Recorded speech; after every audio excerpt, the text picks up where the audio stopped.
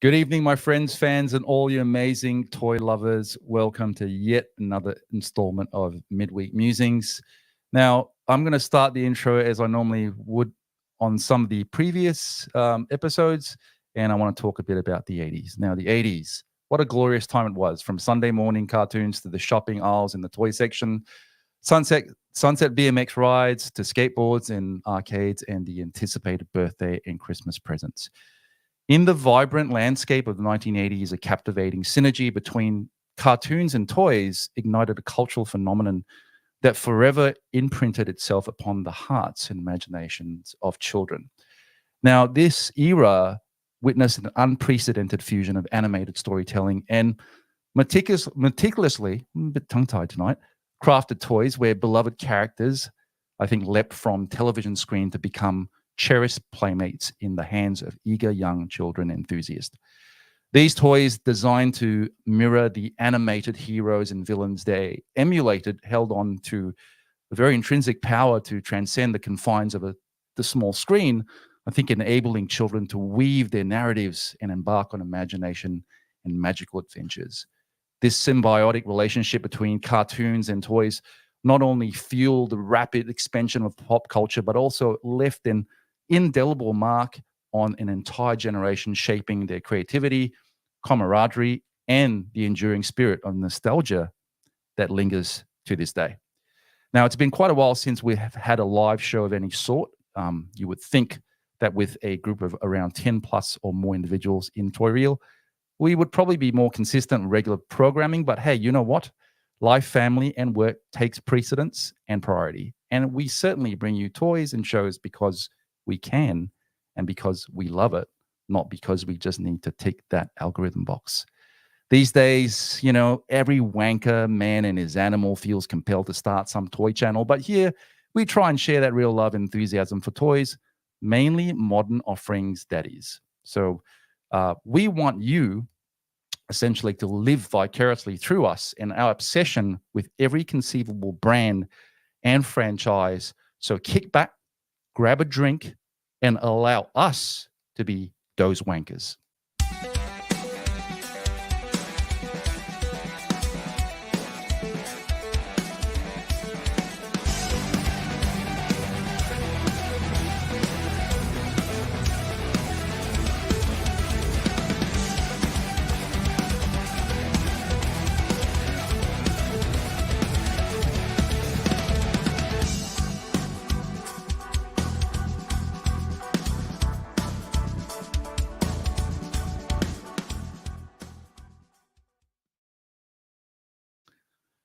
Okay, so tonight we'll be discussing something slightly different. No doubt we'll be taking a look at all the goodies I acquired from my recent trip to the US. But let's just say I came back with 2 extra suitcases.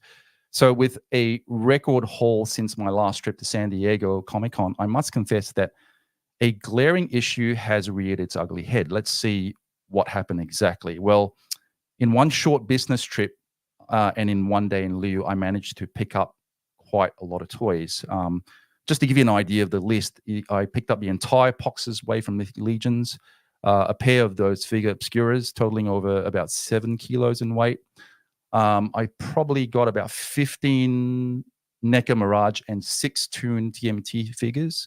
Probably more than 10 Mattel Masterverse Revelation and Revolution MOTU figures, including Motherboard, who is also an exclusive.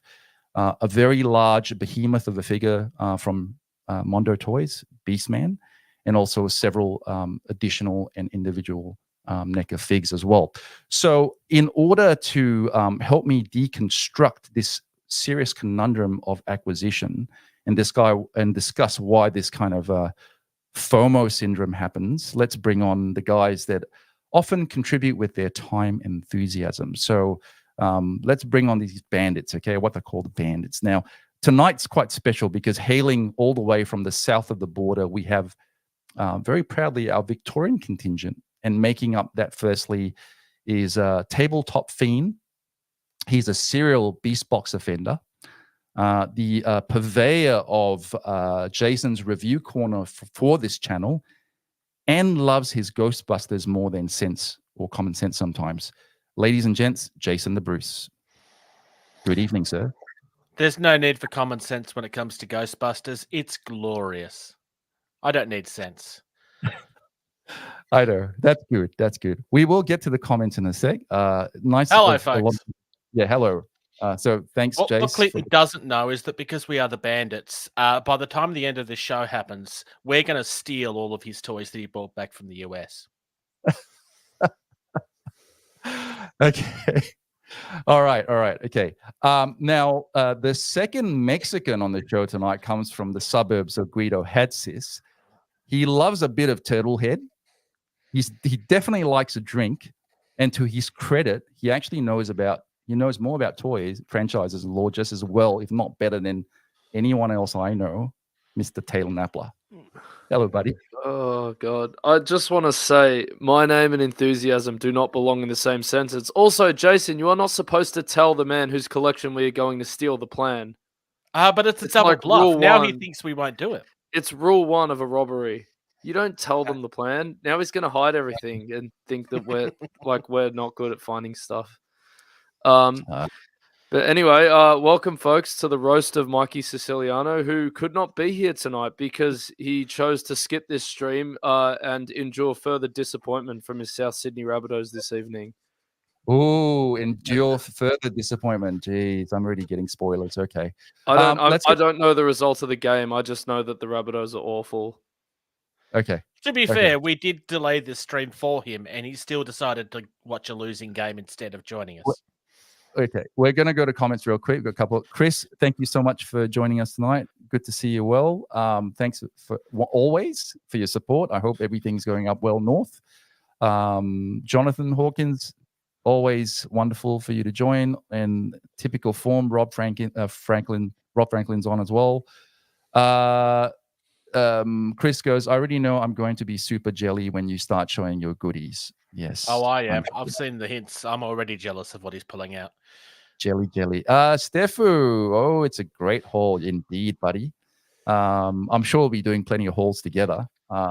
Maybe not New York, but at some point, all of us can go to Singapore or possibly even go to San Diego together at some point. I don't know. We're planning to do all that sort of stuff.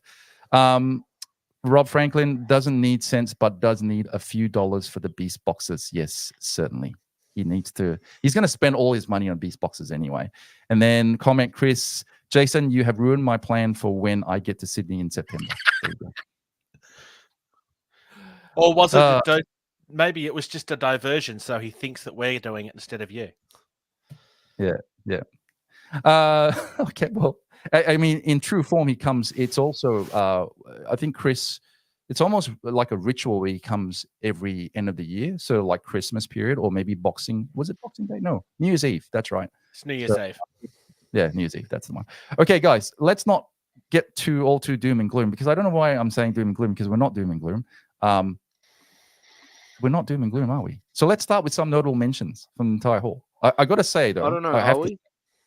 Well, I don't think I think we've been accused of this ever-revolving door of members, but it's been the same bunch of guys for ages. So I don't understand. Are you aware of the cost of living crisis we endure at the moment?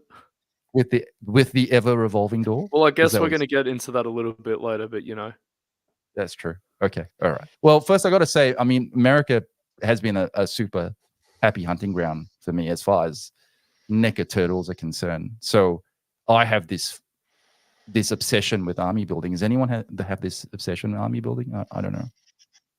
I resist the temptation. You do? I have to. I would have never thought army building was a thing. What sick people army build their figures. I know, exactly right. And I love the fact that you're saying that in jest, because I used to get a lot of flack for he's got an army build. Like, think about, I was sort of deprived as a child. My dad didn't really believe in toys. He didn't want to, he's like, nah. And then can you imagine, even as a kid, you buy one Stormtrooper, and now you go like, man, I'm going to buy as many Stormtroopers as I want. Right? Yeah. No? I completely understand the army build. I just can't afford the space or the money to do it. Yeah. I'm picky. As the old saying goes, the most valuable item to any collector is space. Yep. Yeah. Speaking of sport, New Year's Eve for the cricket in Sydney, for sure. Chris, I would have to agree with Jason. I would have shells of Rainbow Brights if I could do it. There you go. Okay. Yep. Let's talk about Hall. Let's talk about the first thing, and you gotta have armies, right? And for any turtle head, you like the reference turtle head? You guys Yeah, had so turtle head? creative. Yeah, it's good. Ask David Stanley about turtle head. I don't want his view on turtle heads. Thank you very much. Yeah. Okay. Jonathan goes, I mean, when it comes to things like stormtroopers, you always need at least 3 or 5 of them. Yeah, of course, definitely, right? There are certain things where army building is the only way to buy them, really. Yeah, exactly. So I'm going to show you something. I'm going to go, one of the things that was high on my priority list were these guys. The TMNT turtles, crook ninjas, as well as rock soldiers. Okay. Yeah. So for me, these guys, I think they've inflated quite a bit in terms of pricing. NECA, as you know, tend to, I don't know, kind of go up and down in pricing as far as screw I'm over collectors. They will. I wouldn't say that. No, that's a bit harsh. I wouldn't agree with that. I'm not going to say anything negative about any brand or supplier tonight. Come on, we have to be civil. Anyway, so I got to say the Crook Ninja Turtle Gang, and I'm going to talk about the Crook Ninjas first. So you can see here, obviously you'll see here, there's the Crook Ninja here. I bought 3 more or 2 more of these, and I actually managed to find them on eBay and get them sent to a friend in Burbank. Now, for those of you guys that want to know a bit more about the lore, I mean, the Crook Ninja Gang itself is a group of criminals who impersonate the Teenage Mutant Ninja Turtles. They wear costumes that are a crude imitation of the Turtles, aiming to kind of sort of, I suppose, tarnish the reputation of the Turtles and commit crimes in their name. Now, they were created by Shredder and the Foot Clan to discredit the real Turtles and cause the public to turn against them. As far as appearances are concerned, I'm going to just move that to the main second. Appearances are concerned, they were the episode The Fifth Turtle. It was, I think, in season 2, and they were in episode number 10. The air date from memory is November 12, 1988. So these are the turtles, and the Crook Ninja Turtles, like this guy over here, and they're quite nice. So I'm going to I've already got one out of the box. So these are the boxes, right? I still have a few more boxed, but I also have a few that I have unboxed. So I'm going to take this guy here. He's the Rock Soldier. And then this guy over here is the Crook Ninja. There we go. So I like the way these guys are painted and the way they're sculpted. So it's very nice. The Rock Soldiers, on the other hand, a group of alien warriors from Dimension X. And they are made of a rock-like material, as you can see there, making them extremely durable and formidable opponents. The Rock Soldiers themselves are loyal to Trag and Krang, who is one of the main antagonists in the series itself, and they serve as Krang's foot soldiers in his attempts to conquer Earth and other dimensions as well. Appearance is season 1 in the episode Hot Rodding Teenagers from Dimension X, episode number 4. The air date was December 18th, 1987. And then they also appeared again in the Dimension X story, season 3, episode 31, air date November 23rd, 1989. Now, when you look at the 2 of them, I think best to say that both groups play a very significant role to the TMNT animated series, with the Crook Ninja Turtle Gang creating confusion and distrust towards the real Turtles, and then the Rock Soldiers serving as a reoccurring adversaries, I think, in Krang's quest for power, for lack of a better description. These characters add a lot of depth, in my opinion, to the variety to the Turtles roster of enemies. enhancing the overall narrative and excitement of the series. So there you go. We have the these guys. I just love. I don't know, Talon, you big fan? I mean, they look great. I mean, NECA's, I think, killed that line completely. Like, they haven't really missed a beat with the cartoon line, because absolutely every figure they've released looks like they jumped right out of the screen. And to touch on army building, obviously, what's great with this pack is, it's just both figures in the pack included are army builders. I mean, the rock soldiers definitely were a bit more prevalent in the cartoon than the Crook Ninjas. I don't even know if I've remembered the name exactly, because I don't think I watched a lot of episodes that they were involved in, or certainly remember them being involved in as many episodes.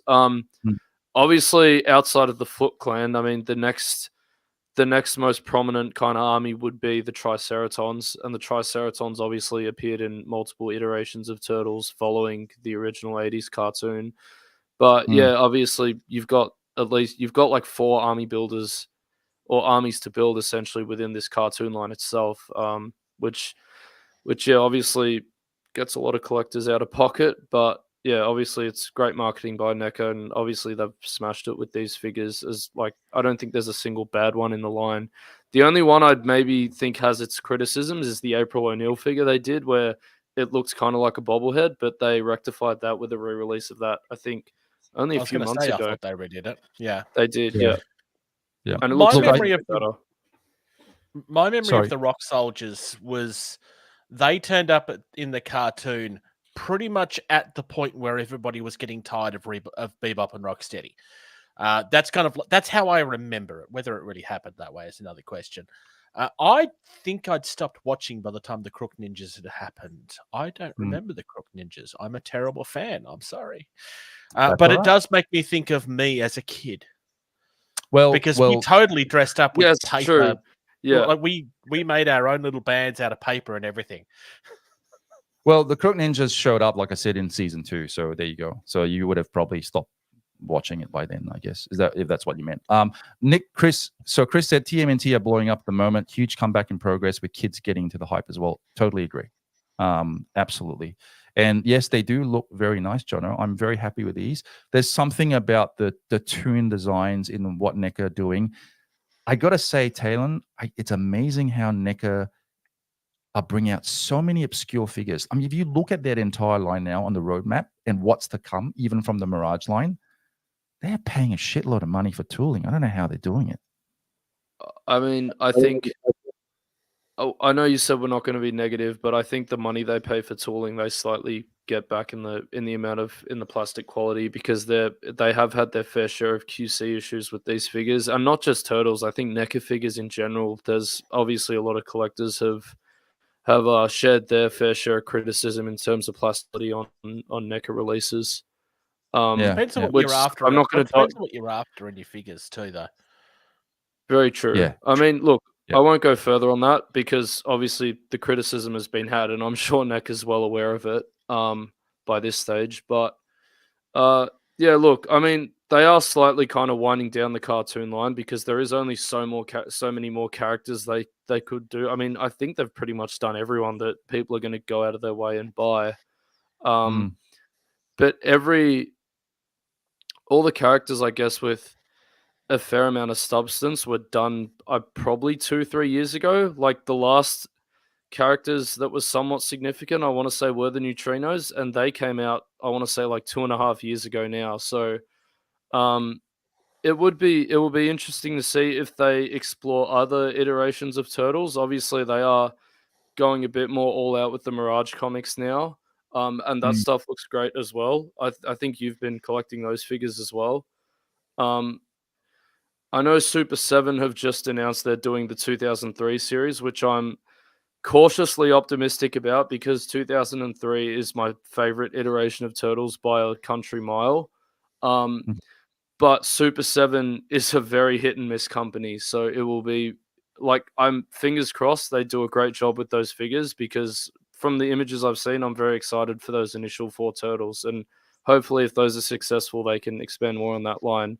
Or if they're not, then it leaves the door open for a company like NECA to come in and tackle that iteration of Turtles. Cool. Okay, I'm just get a few comments. Michael goes, army building is nice if you have money and space. I have a few Sharkticons. Very, very nice. Very nice. Chris goes, I'm currently cataloging a TMNT for my next auction convention. So there's so many characters. It's ridiculous. Absolutely. I agree. For your collection. I get it. So, all right. Well, those are the Rock and Crook Ninjas, Rock Soldiers, Crook Ninjas. I want to bring, so one of the things for me, particularly, was, I think, the fact that and we are going to talk about pricing tonight, because I managed to score these figures quite cheaply, and obviously when you can score them quite cheaply, you certainly want to try and buy a bit more. Okay, so I'm gonna tell you the next pickup I got, and I was very, very, very chuffed about this, was this guy over here, which I'm going to swap to this camera now. There you go. So for those people that don't know who this guy is, this is a Jack Kirby tribute figure, and it's in the Mirage line. The character named Jack Kirby appears in the Mirage TMNT comics as a tribute to the influential comic book artist and writer Jack Kirby, known for his significant contributions to the comic book industry. And in the story itself, Kirby is depicted as an artist whose drawings come to life inspired by imaginative as well as groundbreaking work in the comic book world itself. I'm going to put him here. No, I'll tell you what. I'll tell you when his first appearance was. So it was in the Teenage Mutant Ninja Turtles Volume 1, issue number 7. And it was in the Return of the Cervantes Romero issue. And the publication date for Jack Kirby was 1986. Now, this particular issue is notable for featuring a story where the Turtles encounter Jack Kirby, who uses a magical crystal to bring his illustrations to life. The storyline showcases Kirby's creative power, and then it serves as a loving nod to the legendary artist himself. Now, the significance of this is really to a legend, because the inclusion of a character named Jack Kirby in the Mirage comics really is a testament to the profound influence Jack Kirby had on the comic book medium, for example. So Eastman and Laird, like many other comic book creators, also were greatly inspired by his work. As far as the issue is concerned, for creative storytelling, is it stands out for its very, I think, imaginative plot, blending sort of fantastical elements of Kirby's art with the TMNT universe, creating a very memorable and unique story as well. Now, there was also a crossover appeal. So essentially, by paving the way and paying homage to Jack Kirby, the Mirage comics also connect the TMNT to the broader comic book legacy, appealing to fans of both Turtles and classic comic book history. Now, this appearance in a singular tribute rather than an ongoing character in the TMNT series, highlighting the deep respect and admiration that Kevin Eastman essentially and Peter Laird had for Jack Kirby's contributions to the art and storytelling of comics. So there you go. This I was very, very, very happy to pick up. What are your thoughts, guys? Jack Kirby. Only thing I can remember from that story personally that I don't think you mentioned is one of them actually reached out to Jack Kirby and asked for permission to do it, but I don't remember which one of them it was. Because he'd been kind of disillusioned for a while, because this is during the point of time where he hadn't really gotten a lot of credit for what he'd done. Okay. Yeah. And that was one of the things that kind of brought him back into the consciousness, so to speak. Yeah. Okay. And apparently I'm trying to break all of my toys. Rob Franklin goes, the 2003 animated series adapted this story for an episode. So there you go. Did you remember that, Taylor? I do remember it. Sort of kind of vividly. I have to actually go back and rewatch the series. It's been a few years since I've rewatched it in its entirety. But I do know that in the 2012 series, they actually had a character called Kirby that was actually April O'Neil's father, and he was a scientist, but he didn't obviously look much like Jack Kirby. But I mean, his outfit was similar to the figure in that you just showed us. I can't imagine that. Obviously, I can't imagine that. Obviously, they would have had to get his rights or permission to be able to use his likeness or whatever it may have been to do a character based off him. But obviously, Jack Kirby's work speaks for itself. I think we all know his significance and contribution to comic book art in general. And yeah, I don't think much needs to be said on his work. He's just about as, I guess as pivotal as anyone really in terms of the history of comic books. Okay. So quickly on the Mirage front, like I said, for Toon stuff, I only got the army builders. But I'm really, really fascinated with the Mirage line at the moment because in terms of again the sculpt, the color, the cell shading, I think in some respects, very nice to also see some of the colors that have been sort of I suppose reproduced from because essentially all the Eastman stuff was black and white, right? People got to remember that. But one fascinating figure, for example, I picked up also is Shredder, and if you remember, he gets his ass handed to him. And this is the battle damage Shredder. And if you recall in the colored versions, does anyone remember what actual color he was in the actual comic? He wasn't actually blue. He was actually red. Yeah, he was red. Correct. Yeah, he was red. And what is interesting also is that I picked up a lot of army builders, including the Foot Clan soldiers, but they have different iterations for the Foot Clan soldiers. So, for example, you would have here what we would coin a night version. So you can buy these. These are the Ultimate Foot Clan Ninjas. These were in blue, and they come with a boatload of accessories. This is crazy. For anyone that's picked up this figure from NECA, you know what I'm talking about. So I got those guys. I also got the Enforcers, for example, and also the Foot Enforcers. That's really cool. Picked up, and these were sort of in the right color, like you said, this sort of reddish, reddish sort of brownish color. And then if I show you the Foot Clan, the standard Foot Clan soldiers, they're in the reds. There you go, the brownish reds. And also picked up the Elite Guard. So again for army building now, I mean that's great. That's what I love about it. It's great for army building. You got Enforcers, you got Elite Guards, and then you got standard grunts, right? And then you got different versions, like day versions and night versions. How good is that, right? So hey, Nicolau, my brother's Nick's in the house. How you going, Nick? Hello, Nick. Your movie was phenomenal. Nick. I hope you saw his work. Adelaide is. I hope Adelaide's treating you well, mate. Yeah. Yes, I went to see Sting on Tuesday night. It was great. The thing I like about the NECA stuff, you're talking about the accessories that they come with. This is one of the things that they are very good with anything that's an army builder. Because if you get enough accessories, then they don't feel like you've bought the same figure 5 times, assuming that you don't use the same accessory on all of them. I do have something I want to say regarding the army builder. They actually got to kind of touch on Jason's point as well. Obviously, every release NEC has done in terms of Turtles has just come with an abundance of accessories. You'll have accessories with characters that were literally in one animation frame of an episode. Yeah. It's ridiculous. Yeah. And with the Foot Soldiers, when the line started for the cartoon line, it was really creative because I think each turtle came packed with a different type of foot soldier. And then further characters later on were also packed with other different foot soldiers. So you kind of had different foot soldiers. Every foot soldier you had, in that kind of army you built with that, if you bought every 2-pack, was unique in its own way. And obviously it looks a lot better when that's the case. And I also want to touch on the red. That was also why when they did that 1990 live action movie, they went back to the red costume for Shredder.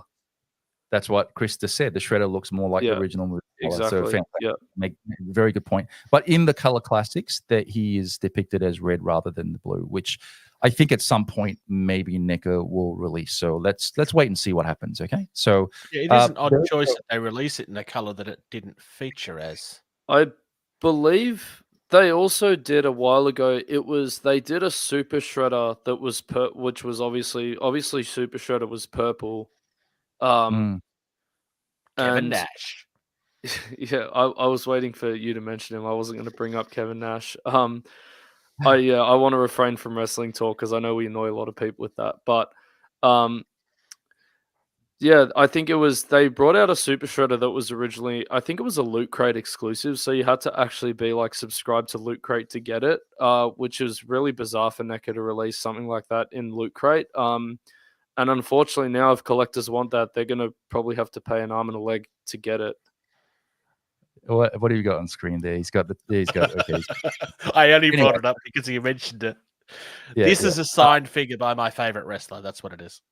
Very good. I like the turntable vibe there. It's really happening. You look very colorful today, Jason. Very nice. Very nice. Shout out to Long Island IC. Yeah. Okay, so the one guy that I also picked up, and very, very happy with this acquisition. And like I said, I was turtle mad in my LA trip. Picked up so many Mirage stuff, and we have Baxter Stockman. Mind you, some people look, wait, hang on a minute, he's colored. Well, because in the Mirage comics, he was colored.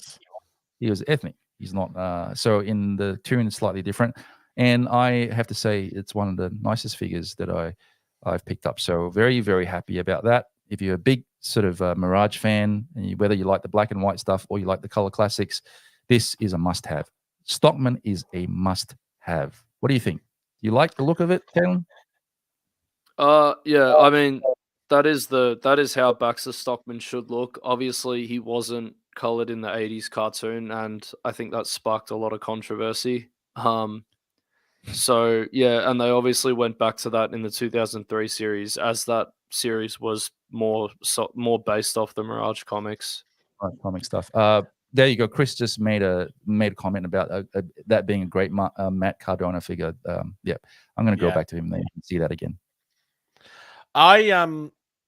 Baxter Stockman, I think, is probably my favorite villain, with the exception of Shredder from the original cartoon. Granted, I really like. Well, I didn't read the comics, so I can't. Okay. I'm just, as a character, like the concept, the mouses, everything surrounding it was brilliant. I mean, the twist of him becoming the Fly is kind of a little odd, but it was still fun. Yeah, and his story in the 2003 is, I think, the only real part of that show that I actually ever saw, which again was just phenomenal. Like, granted, like everybody loves Shredder, and I'm not discounting Shredder, but if we take Shredder out, he's probably my next favorite. Yep. Okay. That is, that's hard to disagree with. Baxter was a great villain. Obviously, like you said, the twist of him becoming the Fly. I mean, it kind of made sense, and obviously that everyone loved the Baxter Fly toy when it came out back in the 80s.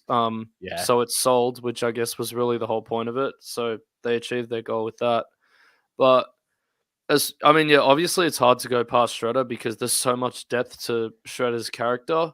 Obviously because he is the main guy, but Baxter also has a great amount of depth to his kind of backstory as well.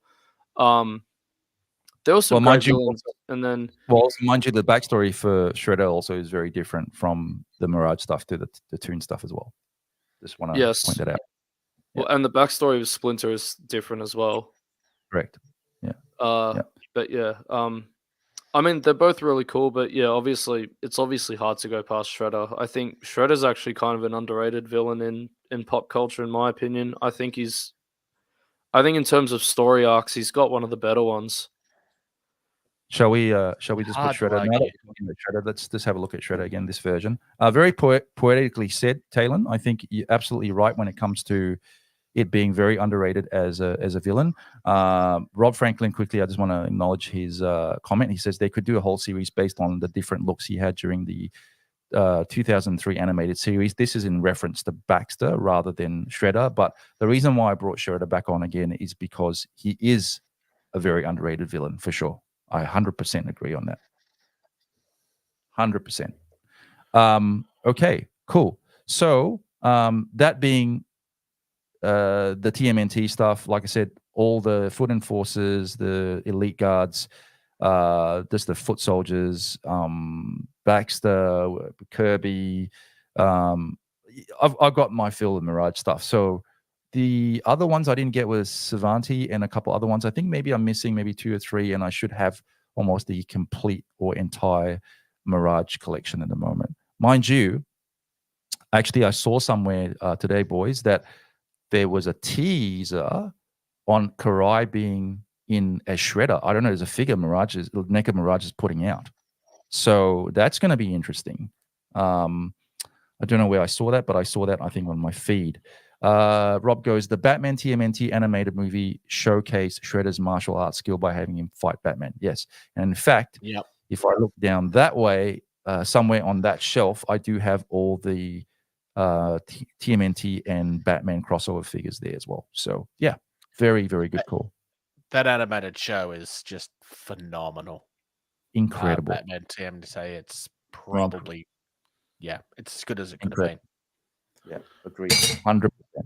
Okay, let's move along. So I'm going to quickly talk about a property that I think all three of us actually really enjoy. And I managed to pick these up. So a whole entire wave from a good friend of mine who drove 3 hours south to come and meet me, which was, he's a top guy. Got a shout out to Rod Martinez, who is a great friend of mine.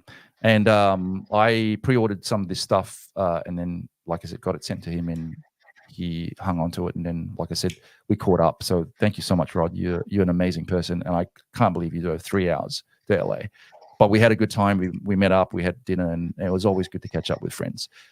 This is about collecting Four Horsemen. Now, I'm not really interested in giving them too much airtime for very personal reasons, but I have been a collector since the initial Kickstarter campaign. To me, the Four Horsemen concept is an old one, and obviously there's some very religious connotations to it, but in the myth and lore of legions, my interest really started and stemmed from just completing all Four Horsemen and their mounts or their steeds or horses or whatever you want to call them. So currently we have only 3 releases out of the final 4. We have Arathea, who is the god of war. Then we have Alithia, who is the god of famine.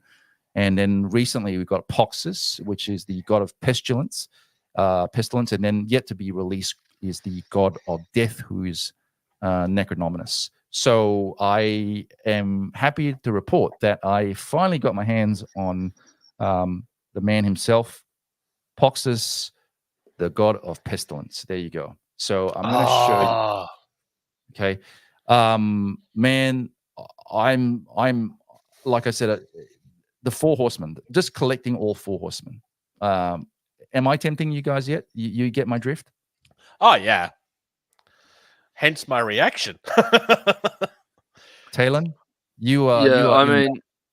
I think it's safe to say that Mythic Legions is by far and away the best independent toy line there is. Like, there's just no competition for them right now. They just smash every release out of the park. Like, you look at like the sculpting and like the accessories and just like everything, like the paint, it's next level.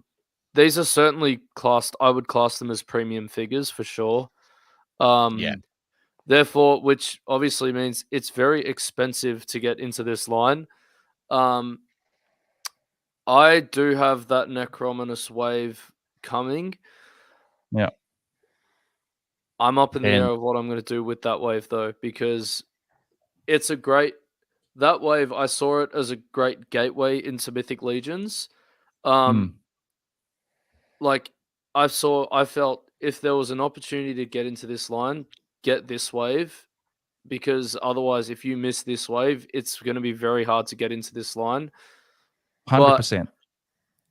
So I got that wave, but I look at everything else I need to get now aside with it.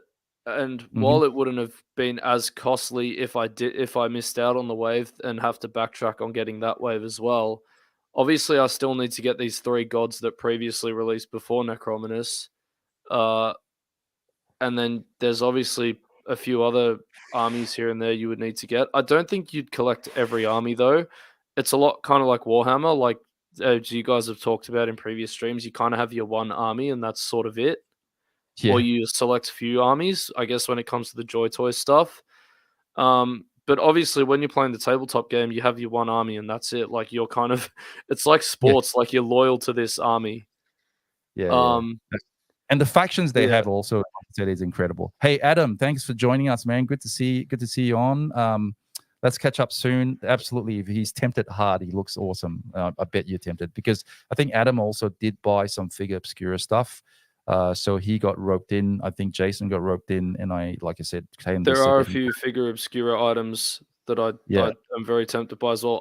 I do have the Headless Horseman that I still need to pick up off the seller I got him through, but like, and there's also they've done obviously the Monkey King, Father Christmas, who I know Jason is a big fan of. I have both of the Father Christmas action figures. That goes. I to said show... I wasn't going to give. I said I wasn't going to give Mythics too much airtime, but here we go. Why the fuck not? I will mention one more. There's two more. There was one who previously released. There was Mask of the Red Death that I thought looked great. And also they've got a Harus coming out. And I was saying to Clinton a couple months ago, if they do all these Egyptian gods, I'm in trouble. Well, we will speak about that because they did release, and I picked up the 2 Egyptian gods. Let's get to comments, and then we'll come back. You are absolutely right, Chris. They are phenomenal. I just wish there was some. Look, every time I have a very balanced, I guess, opinion on what they could do better, it's generally perceived as you sort of being a hater, and if you talk, lovely things about it all the time, then you're a fanboy. There are several things. There are several things that I feel they can improve. I find that for the price, and again, yes, it is a very awesome looking figure. Chris said that they are great. They're just not cheap. Now, for the price you pay, yes, they're not cheap, but you think that they will be better articulated. There was a very good video online recently where a guy literally went in there and said, hey, I like them. I like the paint. I like the sculpt, but they're like fucking 11 years behind when it comes to making toys. Adam goes, yes, the sculpting, paintwork, material, and general feel are top notch. Certainly not cheap, but extremely high quality for sure. Extremely high quality as well. Yes. So my criticism of them is that they get away with charging a lot of money for very little, and I use this word, playability. A lot of it is, again, based on the factions, the lore. If you like this sort of thing with sword and sorcery, I mean, really, when I look at Mythic Legions, it is like the whole thing. It's a blend of Tolkien, Lord of the Rings, with the Game of Thrones, all this stuff mishmashed into You missed one thing. What? And that's obviously Harryhausen stop motions. Correct. Yes. That's a very prominent inspiration for this line. Big fan. So anyway, they're very similar to Vitruvian hacks. They are, in fact, I started off with Boss Fight Studios Vitruvian hacks, and then decided to go with 6-inch. And the irony is that I think initially 4 Horsemen wanted to do 4-inch figures and decided against it and went to 6-inch. So there you go. Hey, Dave Bottrell, how are you going? Man, you've been a bit quiet lately, so hopefully we can catch up soon. Thanks for joining us. Now, quickly, I want to talk about Poxus. The character of the details is it's the Circle of Poxus, which is the faction, and then he's a Lich race or Lich King. And in terms of, you get the Liches, which are basically a race, but his role essentially is like a god, sort of god Lich King, so to speak. It was released in the Poxus wave. And as far as accessories, I mean, if you look at this again, you look at the stuff, the figure itself. I mean, who packs accessories like that? You got like the Plague Slayer bow, 2 versions of that. You got like 2 magical arrow effects, quivers, 4 sets of hands. The only thing that you don't have in Poxus is additional heads, and that is unfortunate. But when you look at a character like this, and based again on the character card, a terrifying visage of sickness and decay, the spiteful god Poxus is pestilence incarnate, dripping with disease and crackling with menace. The horrific sight of Poxus alone is enough to inspire dread. Armed once again with his deadly bow, the Plague Sayer, Poxus can fire off hordes of infectious insects with every pull of his string, triumphantly riding atop his rotting horse. Philologus, which I'm going to show you in a minute. Poxus travels the roads of mythos with the intention of poisoning the realm of all of those that live within that realm itself. So I'm going to show you quickly now. I'm going to take him aside. So obviously that's the figure. Then that's the weapons pack alone. I'm going to put that down over here. And I'm going to bring Philologus. I have a feeling I'm going to speak for everybody when I see this source. Yeah, I'm going to speak for everybody. I hate you so much. I may or may not be doing an eBay search right now for Poxus. This is so gorgeous. You know, look, it's incredible. It's again. What can I say? He's a horse. He's a steed, triumphantly riding atop his rotting horse. Philologus. Poxus travels the roads of mythos with the intention of poisoning all the realms and all the people who live within it. And again, this is the steed. This is the horse. Can you imagine setting up all 4 horsemen together? And if I turn this around real quick, I want to show you something. Okay. Now, if you look at that, we got Arethyr, God of War. We have Poxus, Pestilence. We have Ilithia, okay? And then back here, eventually, we have Necronominus. So the 4 horsemen. I mean, in that box art. I have to say, I'm not overly excited about the look, Nate Barch does do a fantastic job when it comes to the artwork. I'm a big sucker for artwork. I have to say I still keep a lot of their boxes very hard to get hold of or get rid of. So, I don't know. Yeah. The FOMO that's another con with going all in on this line. You just can't throw away those boxes. Yeah. I got to tell you, I have to tell you, I have kept literally every box from every wave. It's hard not to keep the boxes. If I did that, I would not be able to walk through my house at all. There would be no footpath. Yeah. Clinton, you know what I'm like with boxes. I still have both of my Santa Clauses in their boxes at this very moment in that bottom shelf. It's the only boxes I've kept. Yep. Sorry, Taylor. Oh, I thought you. And I will say, there's no way I'm throwing out that Headless Horseman box. Yeah. So I wanna show you people one more thing, which I also managed to get while I was there, is this guy over here. Not sure you can see that, but I'm going to put that into the stage right now, and that is the gods of ancient Egypt. I want to say don't do this to me. I picked up both. I mean, if you look at this, right, I picked up both Anubis as well as Bastet. These pictures them so badly. Yeah, Anubis, that's the one they're releasing, not Horus. I was saying if they do Horus, I'm in trouble. Yeah, Anubis and Bastet. So I missed out on the deluxe, I think, set when I did the pre-order. It comes with additional things like all these like a t-shirt, cup, and pins. Yeah, I'd be lying if I said I didn't want a t-shirt as well. But look at that. Sensational, right? So anyway, I think that's enough airtime, but great photos. I mean, look at this guy. Yeah, a couple more minutes of this and I'm going to do a pre-order right now.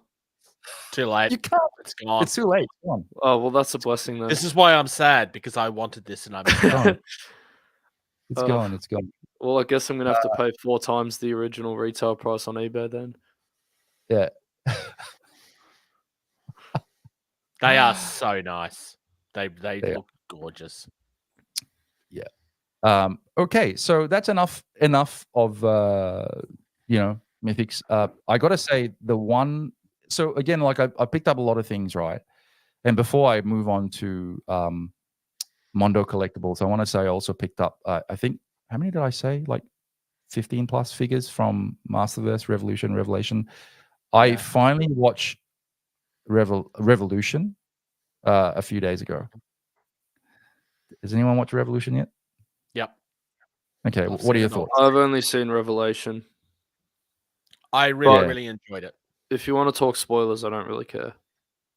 I'm not going to talk spoilers. I wrote watch you, but I got to say that I picked up a bunch of Revolution figures, which are very nicely sculpted and really well made. I think Mattel, this is a great time, and it kind of segues really nicely into Mondo collectibles. And one of my favorite pickups when I was in LA was definitely Beastman. But we'll talk about him in a minute. But I think now Mattel, it's a great time, I think personally, to be a MOTU collector or fan. Yeah. But going back, yes, Jonathan, those Egyptian figures look awesome. I highly recommend them if you can still get your hands on them. So the figures that I picked up, and the notable ones, like I said, I got a couple of Revelation ones as well as Revolution ones, but Hordak is sensational. Okay, and again, the modern interpretations of some of these designs now are just mind-blowing. I think Mattel have done a really, really very, very good job in terms of trying to pay homage to the classics, including also the vintage stuff. Look, I grew up during the era of the vintage toys with the 5-inch sort of 5 POA, a bit stocky, stunted, weird proportions, He-Man vibe. And I respect people that love that because it brings back certain nostalgia. And this is the one thing, could be a very important talking point for us as tonight as well, is that I love modern toys. I don't know why. I can't fathom the fact of going to something that's 5 POA again and collecting vintage. I mean, what are your thoughts? There's certain vintage that sticks out to me, but when you're paying 3 times as much for something that at the end of the day is more fragile and not as playable as the stuff that you buy today, it's hard to justify. I mean, I'm not going to sit here and say that I don't understand why people do it. I mean, I have some retro stuff, but I don't have a lot anymore. Beyond the stuff I have as a kid, there's one figure that I went back to hunt, and it was only because it was cheap enough I could justify. Most retro stuff that I would want, I can't afford, or it's more expensive than I'm willing to pay. Which is, I'm not saying that they're not worth that. I'm just saying I'm not willing to pay those prices. Yeah, I some people have been pretty hardcore into it. They've got into Revelations pretty hard, and I think Revelations is phenomenal. It's really good. And not a lot of figures I'm cataloging. Chris goes, the Revelations are fantastic. I totally agree. So of that line as far as Revolutions and Revelations, so Revolution, but as far as the new Eternia figures are concerned as well, and I forgot to say, yes. So Revelations, Revolutions, and New Eternia. This is like a modern iteration of Trapjaw. But I mean, check this out, right? It's a new iteration, but look at how close that is to the classic version of Trapjaw.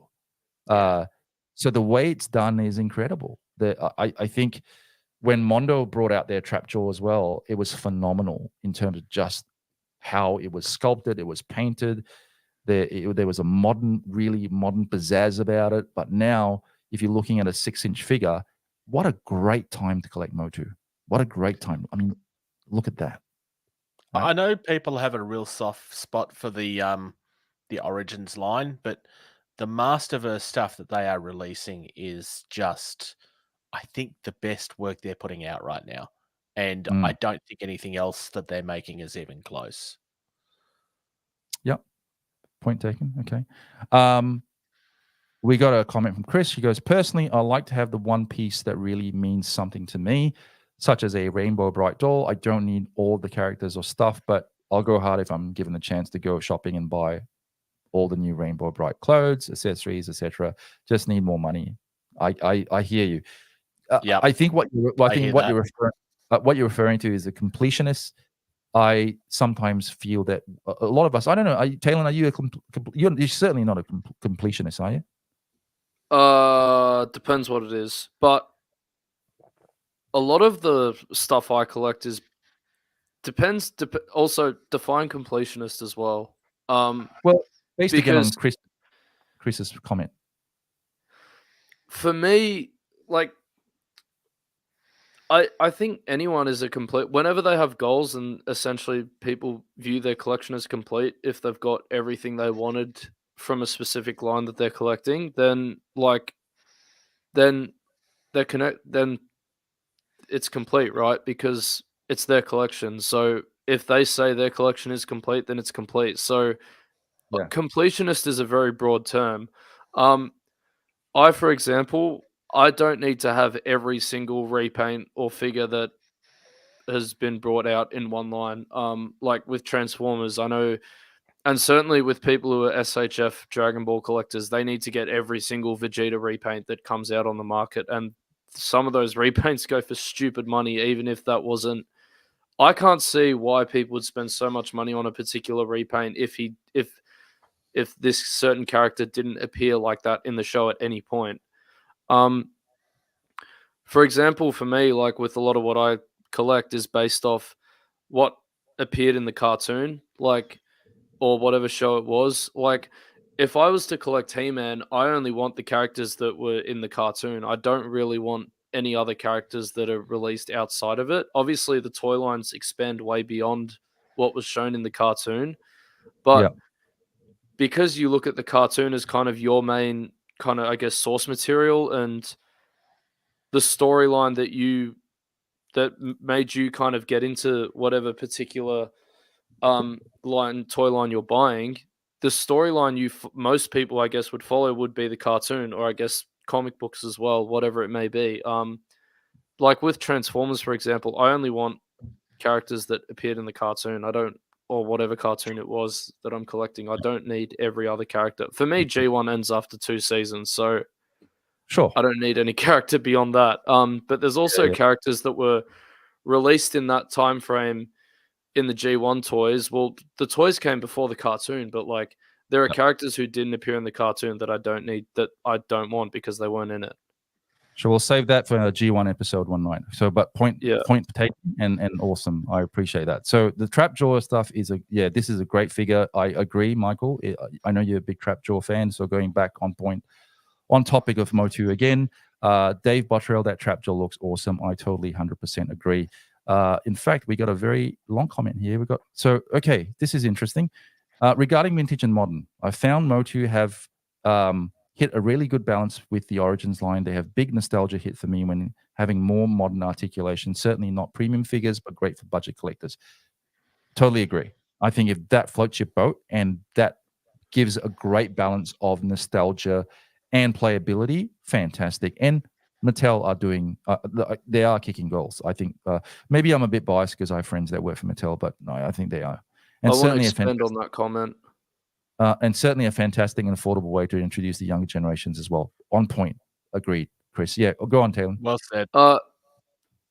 Origins line is perfect, right? Like it's the best way to do retro figures, not just re-release exactly what came out 40 years ago. Bring back that aesthetic, but modernize the articulation and the playability. And I hope that more lines from the 80s and even early 70s can come back. Like obviously, like we've seen other, and that's certainly like that Mattel's shown it can be done, and I hope more brands take on board what they've done and think about doing that with some of their past lines. Yep. Nice. Michael, good point, Taylor. Very good point. Michael has hit the nail on the head for new collectors as well as Chris. Chris has made a good point as well. That's making it more affordable for the younger generation to collect as well. So there you go, MOTU. So I bought quite a few, but these were my 2 favorite pickups, and also there's so many that I brought back. It was incredible. So I'm really stoked about it. So anyway, let's move on. So speaking on the topic of MOTU, I want to basically talk about Mondo collectibles. And I feel they are also now a force to be reckoned with. I don't have any monetary affiliations with the company, but I have to say it is something that I think people should get into, understand. And I think several of our viewers here are also into Mondo. I know Nick's a big Mondo guy, and he's been buying a lot of Mondo stuff. Now, I want to quickly just talk about Mondo because Mondo is a renowned company known initially for high quality and artistically driven collectibles, often focusing on a lot of pop culture and entertainment properties. For those of you guys that remember, they did a lot of posters and vinyl. So the company built a reputation for its detailed limited edition runs, including posters, like I said, vinyl records, maybe a wee bit of action figures, and also a lot of collectible merchandise. It was established in, I think, 2004 as a subsidiary of the Alamo Drafthouse Cinema, a chain of movie theaters based in Austin, Texas, of all places. And the initial focus began as a business selling posters, like I said, merchandising related to a lot of popular films shown at the Alamo itself. And then the company quickly gained attention for its unique sort of artist-driven approach to movie posters, featuring limited runs and screen-printed posters created by a lot of essentially contemporary artists. I think what really made them really take off was the diversification in terms of their growth and expansion. So over the years, Mondo expanded its product range to include vinyl toys, records, apparel, and other collectibles. And this diversification allowed the company to tap into different segments of the collectibles market, attracting a very, very wide audience of pop culture enthusiasts. So when we talk about collaborations, we're talking about Mondo. They essentially collaborated with various artists and licensors to produce a lot of licenses that we know and exclusive items related to popular franchises like Marvel, DC Comics, Star Wars, Disney, and much more. I mean, these collaborations have further, I think, cemented Mondo's reputation for high quality and artistically distinctive products as well. Now, I want to talk about their key milestones because, look, I love Mondo, so just forgive me while I go on, because I think it's so important for people to segue into this nice figure that I picked up. So 2011, Mondo released their first vinyl record, a reissue of the soundtrack to the 1981 film The Beyond, that marked the beginning of Mondo's slightly, or shall I say, highly successful vinyl soundtrack line. Then 2012, Mondo ventured into the toy market. And when you think about 2012, they're a very young company. So starting with action figures and statuettes, their first toy was, can anyone guess what their first toy was? What franchise? Just take a guess. Take a guess. Swing in the dark. Mickey Mouse, because you mentioned Disney earlier. Just take a guess. I'm trying to think if I remember any line they did a while back. Did you say 2011 or 2012? 2012. Yeah, I can only think of some of the newer stuff they've done. I want to say their first. I don't know. I want to say like Thundercats or something. Ben 10. Yeah. Ben 10. Kind of close. Weird. I was just thinking time frame. It's when that's really popular. Weirdly enough, kind of close. Anyway, before I tell you what it is, Crispy goes, I think the big creators are seeing the market for bringing back the vintage lines in there. And we are seeing a lot more resurfacing, especially now as we hit the anniversary products. Perfect opportunity to revive things. Mate, you're one of our best. You come on and you should be on a show with us one day, Chris. Thanks for always being so insightful and also making really good comments. Okay. Georgia sitting next to me. Cool. Okay. It was actually the Iron Giant figure, which received critical acclaim, and that was their first toy. In 2014, Mondo, let me just move this back here quickly. In 2014, Mondo officially launched its toy line, Mondo Toys, focusing on a lot of high-end limited edition action figures and collectibles. Now, their current status is, I think, what makes them so unique and I think a cut above the rest. I think before Taylor made a reference to bourgeois or bouger, whatever. In the test recording, yeah. About your collection. No, it's not about that. It's not about that. It's more about why you collect good toys from good companies. And now Mondo continues to operate under the leadership of co-founders Rob Jones, as well as Mitch Putin, along with the entire creative team that has driven, I think, its success. Today, Mondo is a leading name in the collectibles industry, known for its dedication to quality, artistic integrity, as well as limited edition exclusivity. Now, the company's products, personally for me, are highly sought after by collectors and fans of pop culture worldwide, and now a force to be reckoned with. Mondo's ability to blend art with pop culture and collectibles has allowed it to maintain a unique position in the market, and more so now in the MOTU, or Masters of the Universe franchise and line. So, ladies and gents, I present to you what the hell. When I got this guy, it was like amazing. So I'm going to share a screen with you. I'm going to share a screen with you, but I'm then going to say, I don't know how I managed to get this back, but I did. Okay, I got this guy back. Let's share screen. Let's look at this guy. There we go. Can anyone see that? No, not yet. I'm going to add to the stage, and there we go. The 1/6 scale figure timed edition. This guy is incredible. What can I say? Incredible. I actually have the box art as well in the entire box.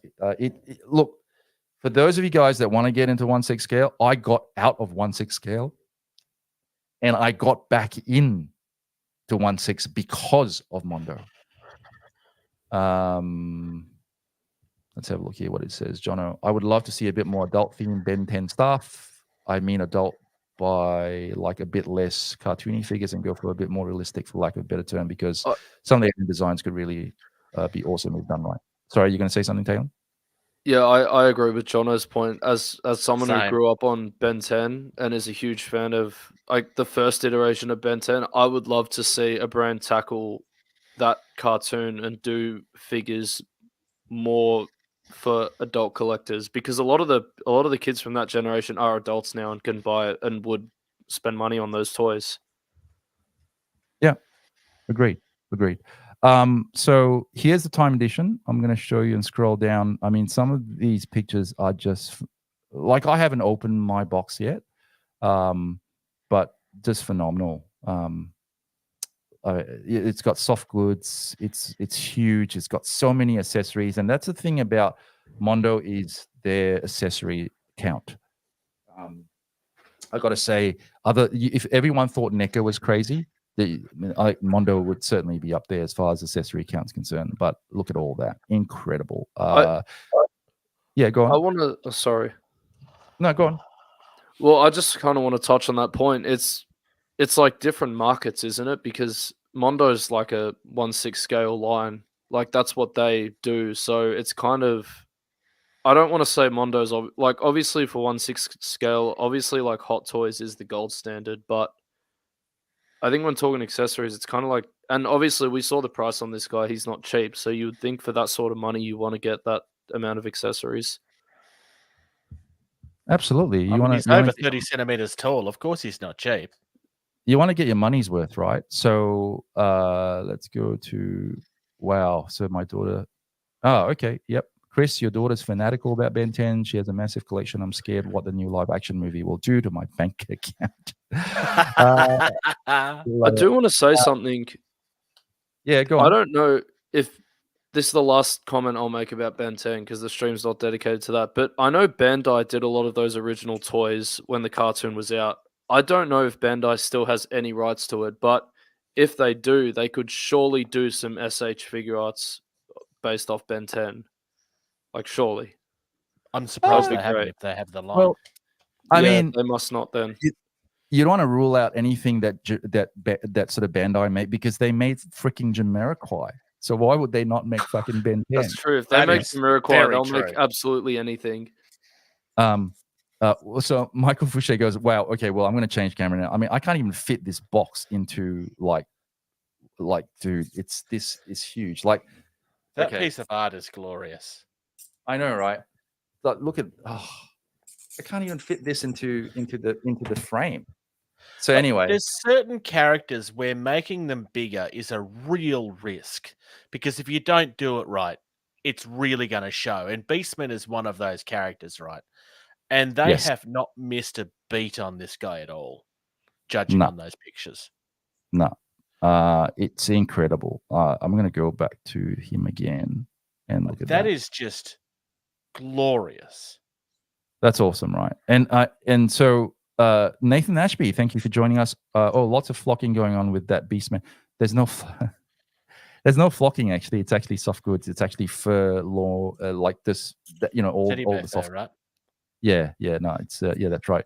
They're doing another live action. Are we still talking about Ben 10?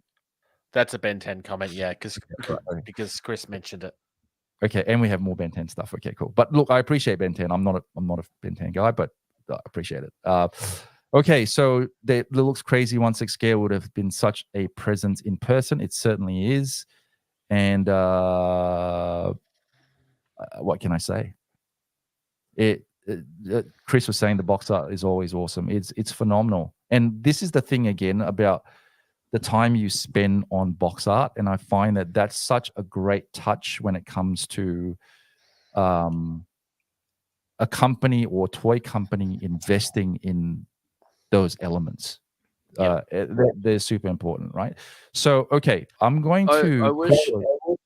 Yeah, go on. There's a part of me that wishes they would just do them like, with MOTU Classics, how you'd have that like kind of shipper box and it would literally just have like the name of the character on it. Like if you do that, like if you just do that, it makes it a lot easier to throw the boxes away. It's true. I just wish they would stop doing the things that we love. But like, save us the space. Come on. Oh, I know.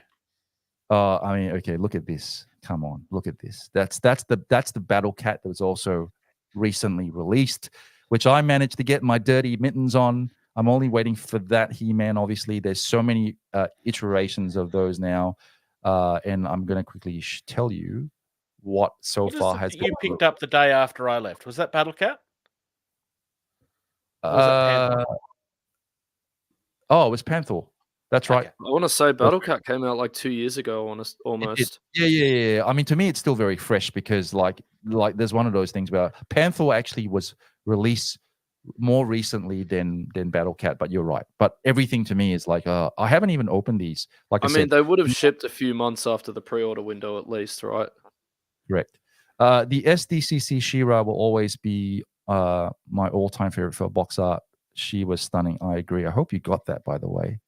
Because that it's a great photo, right? Incredible. I don't know whoever they got to do photos for all the Mondo stuff for 1/6 scale. Hats off. I mean, I take photos myself, but these are incredible. These are freaking incredible. So that battle scene is cool. So that's the wrong camera. I got to say, so Mondo has released versions so far of like I said, Beastman being fairly new. Actually, I lie. The latest release by Mondo is Tila, which I missed out on, and I am going to get her at some point. Hopefully, I will find a way. If there's a will, there's a way. So, being the second, surprised they waited so long to do a Tila.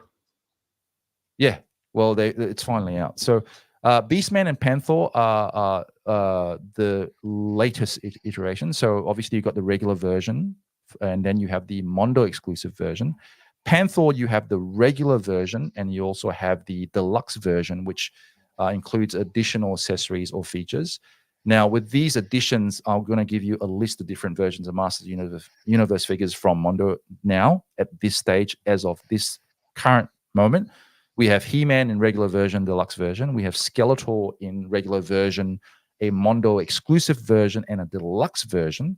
We have Merman regular version and also a Mondo exclusive version. We have Man-at-Arms, just standard regular version. I might be wrong on that. I think there was also a deluxe version. I'm not sure. No, there was a deluxe version. Okay, there was a regular version, and then there was a deluxe version with an additional head in there as well. We had Faker, we had a regular version as well as a Mondo exclusive version. We had Scareglow regular version, Trapjaw. We have 3 versions actually of Trapjaw. I think there was like a Toon version, this standard version, and something else. I may be completely wrong here. I'm just going off. I mean, like there were so many versions. Trust me. And then Keldor, there was a regular version. Hordak, there was a regular version, including a Mondo exclusive version. She-Ra, maybe Chris, you can tell me whether there was other than a regular version. There could have been an exclusive version. Merman, we know we had a Mondo exclusive. Then we had Battle Cat regular version. Beastman, we had regular version as well as the Mondo exclusive version. And then finally we have Panther, which was the regular as well as deluxe. So this brings the total to roughly about 21 different versions and more released by Mondo. So there you go. I hope like I said, you guys can do the search and have a look and see how wrong I got all those versions. I'm trying to remember versions. Trust me, it's very hard to remember versions. Do you have a favorite figure in the line? Yes. So, dude, that's such a good question, because if I bring this camera over here, and if you can see in the far shelf, I'm gonna swap cameras. If you can see over there in the far shelf around there, they are all the 1/6 scale stuff at the moment. Okay. And I look at that shelf and I kind of go, do I have a favorite version? I probably have a figure that I least like, but all of them are fantastic. I love all of them.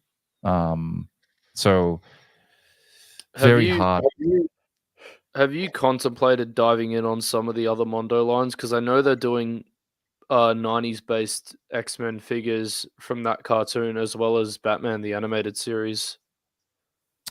I did consider them, but no. I think that's another, like I said, deep dark hole. So no. Yeah, fair enough. They are bigger figures, so there's a lot less space for them, I guess. Yeah. So it's one I have enjoyed many times. I think I've sold 4 of them now. Which figures have you sold? I know you've sold a couple of Mondos. I think she's talking about the SDCC She-Ra. She-Ra, yeah. I love that Mondo. She-Ra came with Cal. Yeah. Like I don't have She-Ra. I never went for the She-Ra thing. So there you go. Yep, the SDCC She-Ra. Lol. There you go. Thanks for clarifying. Perfect. Yeah, and well, don't we all? We all can't help ourselves. We just buy stuff, we enjoy stuff, and that's what this is all about. There you go. I mean, I have more to talk about as far as all is concerned, but I'm not going to bore anyone else. So that was in all a fascinating thing. Now we're going to allude and close with the final question in terms is, are we all getting ripped off? Before we go into that, as we close off the MOTU segment, I think we got to give praise to Kevin Smith, because he's really injected life back into that franchise with these new shows he's created for Netflix. And he copped a lot of slack for the beginning of Revelations, but everyone let the show play out and so many people got into it. And if I was like an 8 or 9-year-old kid watching these shows, I'd become a huge MOTU fan. And that's what it's done. It's brought this whole new generation of fans to MOTU, and given that MOTU's got so much history in the toy industry, such a rich history, it's awesome to see a franchise come back the way it has. And I think all the praise has to go to Kevin Smith for what he's created. 100%. And Chris said yes for all the stick he got afterwards. So unfair. I'm so glad it got the acclaim it deserved in the end. Absolutely agree. And they again agree with Talon. Great call, Talon, regarding Kevin Smith.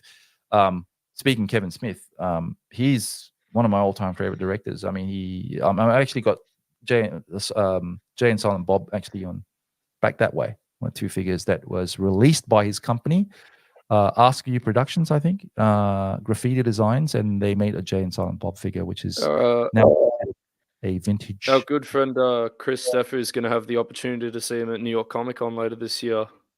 Yeah. So Kevin Smith homage. Okay. Now, by the way, great point, Taylor. I'm glad you pointed that out. So fantastic. He's gone. He's probably just he must have got disconnected. Disconnected, yeah. Okay, so let's talk about. Oh, you're back. Let's talk about then the question that is the raging question, right? That is pricing. So here's the thing. I just want to be clear. when you work hard, you have the capacity to be able to buy lots of things because you work hard and you play hard. I like to buy things, particularly when I have the opportune moment to do so, and also to buy it at a great price. So while sometimes that can come across as, so say, oh, look at all my acquisitions. I bought like two suitcases worth of stuff. It can come across as sort of someone gloating, but trust me, it isn't.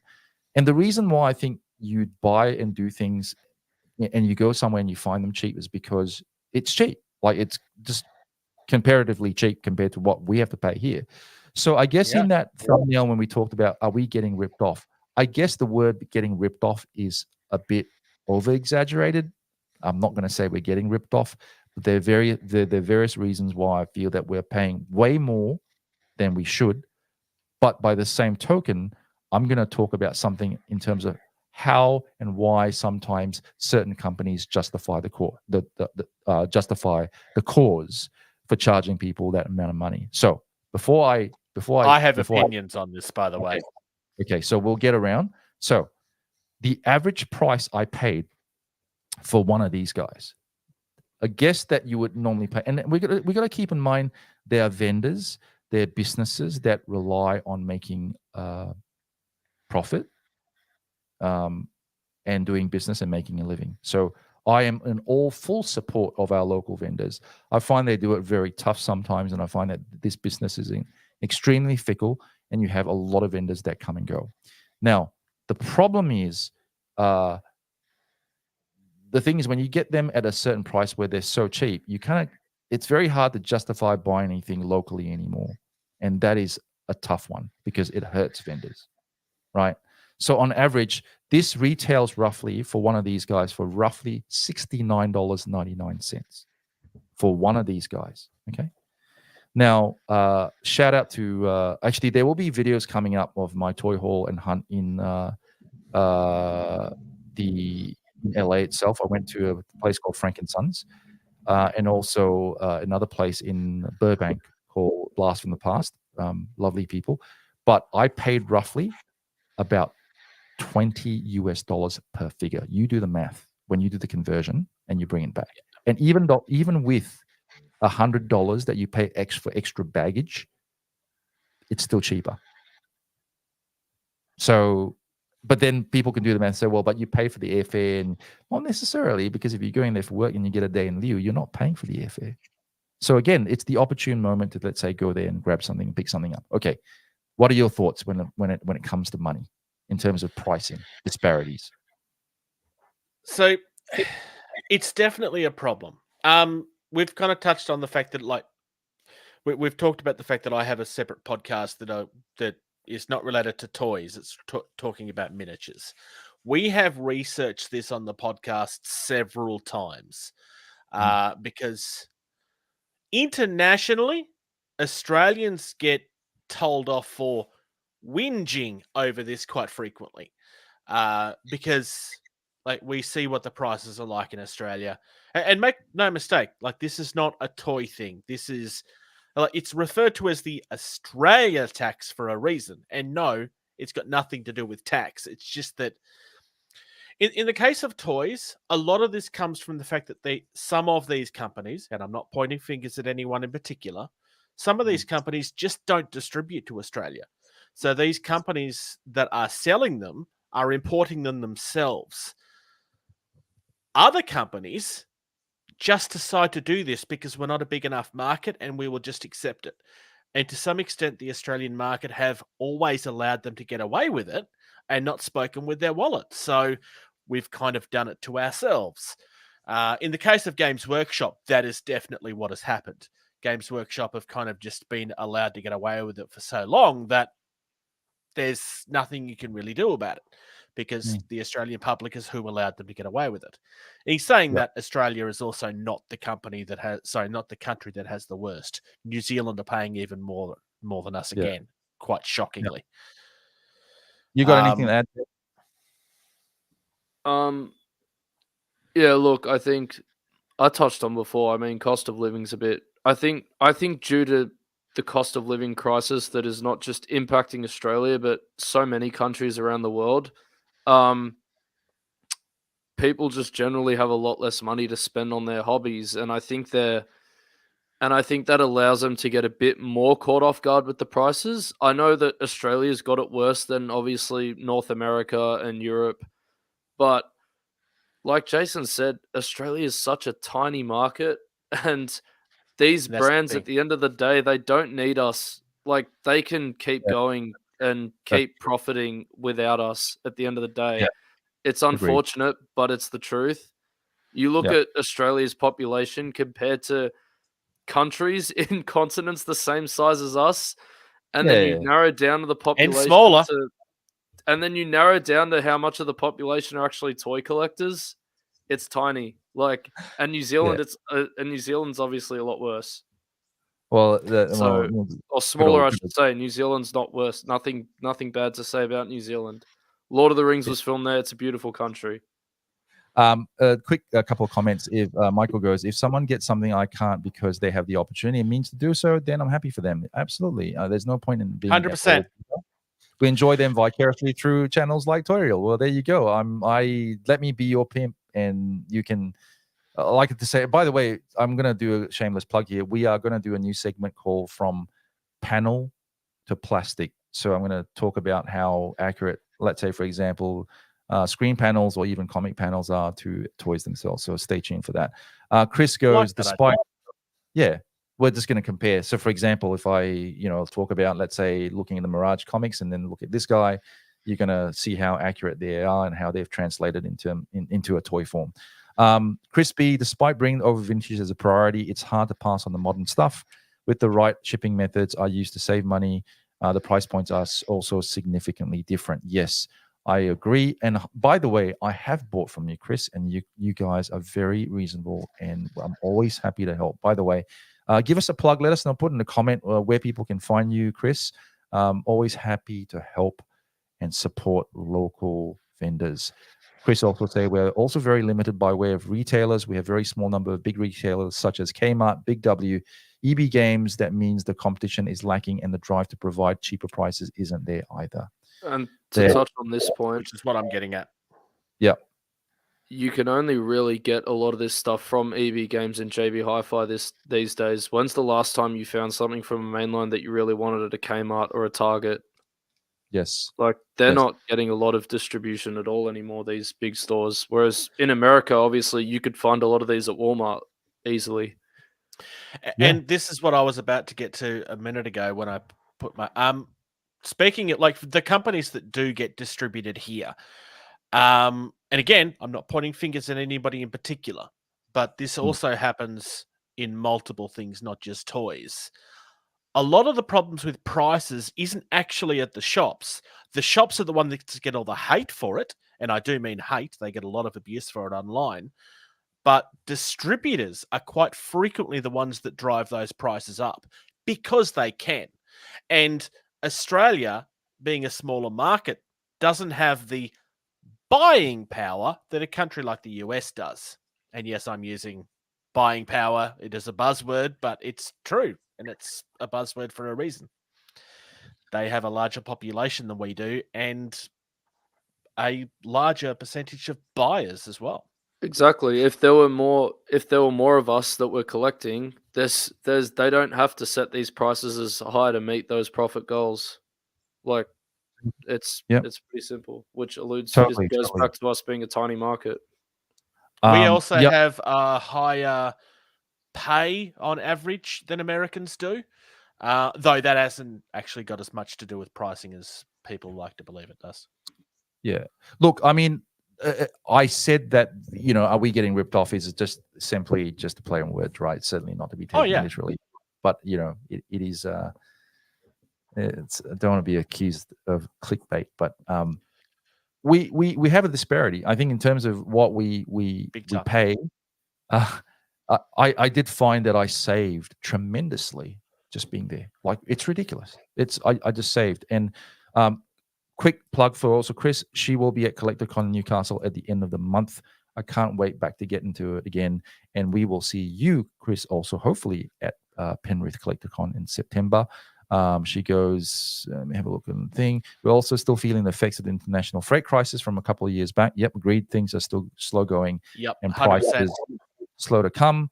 Jonathan goes, this was recently brought up with the HasLab Omega Prime when people were upset about the price retailers had set, but the price we had been given, was given to them by Hasbro Australia. So that's a good point. Now, on the topic of HasLab and talking about pricing, I mean, okay, and I use that term a lot. I mean, I hate to say but I do really mean this. If you look at something like this, okay, how much do you think this will cost to make? Are you factoring in tooling? Because tooling's expensive. Well, I was going to say, so for people like you and I who are aware of, and I'm in import and distribution, particularly with suppliers and also manufacturing, is that tooling is a massive cost, right? So we have no idea when it comes to how much tooling actually does cost. And I hear from good authority as well, particularly if you're manufacturing in, let's say, parts of the world like China, is that sometimes what generally happens with manufacturers is that you can go in as a toy company and you can agree on something and say, okay, here's the minimum order quantity that I want to, let's say, produce a toy line or a range of toys. And then you can do that. And then all of a sudden, let's say down the track when they're about to deliver, there is rumor has it that apparently a lot of these manufacturing plants or companies with raw materials will hold you hostage and say, if you don't pay this extra amount because our raw materials have gone up, then you are not going to get your shipment of toys. That has been known to happen, and companies that have been in the business long enough know to get their prices in contract. Because that's what prevents that from happening. Exactly the same thing happens in the miniature market for those that are doing it in plastic and not resin / metal. Yeah. Great to know that you already confirmed table placement with Amy yet, but that's fantastic. Look forward to seeing that. Adam goes $5 for anything specific. What did I miss? $5, Adam. The price of what it would cost to manufacture. Yeah, that's what I was about to say. Yeah, $5. Yeah, maybe. Oh, absolutely, Adam. I think maybe even less. With NECA's plastic quality, maybe 5 cents.